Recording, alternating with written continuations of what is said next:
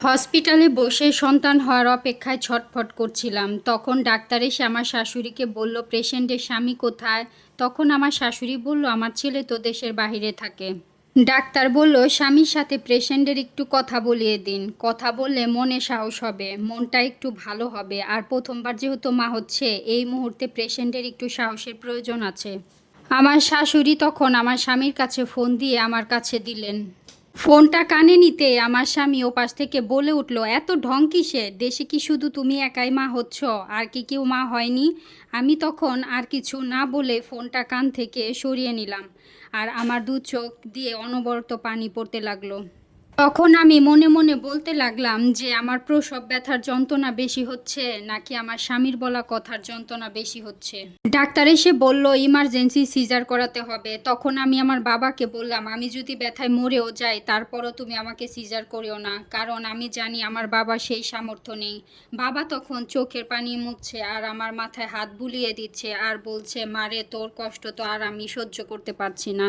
একটু পরে মোবাইলে কথা বলতে বলতে আমার শাশুড়ি চলে আসলো। মনে হয় আমার স্বামী কল দিয়েছে। তখন আমার শাশুড়ি বলতে লাগলো, তোর বউ ইচ্ছে করে ঢং করছে।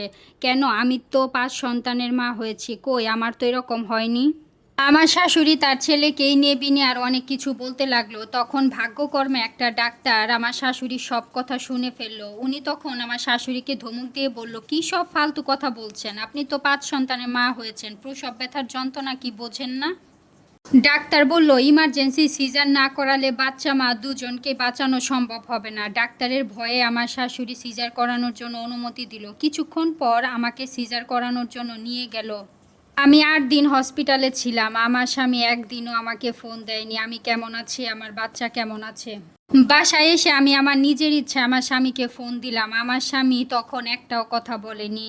আগে বলছে, তোমাকে আসার সময় যে 12,000 টাকা দিয়েছি সেটা কোথায় কোথায় কিভাবে খরচ করেছো তার হিসাব দাও। আমার স্বামী কখনো আমার কাছে একটা টাকাও পাঠায়নি, সব সময় আমার শাশুড়ির কাছে পাঠাতো। আমি যদি কখনো টাকা চাইতাম বলতো, তোমাকে খাওয়াচ্ছি পড়াচ্ছি, এক্সট্রা করে টাকা দেওয়ার আবার কি আছে। গল্পটা একটা আপুর লাইফ থেকে নেও, আমি পুরো গল্পটা শেষ করতে পারিনি। আসলে মেয়েরা বিয়ে হয়ে গেলে বাবা মায়ের কাছেও পর হয়ে যায়।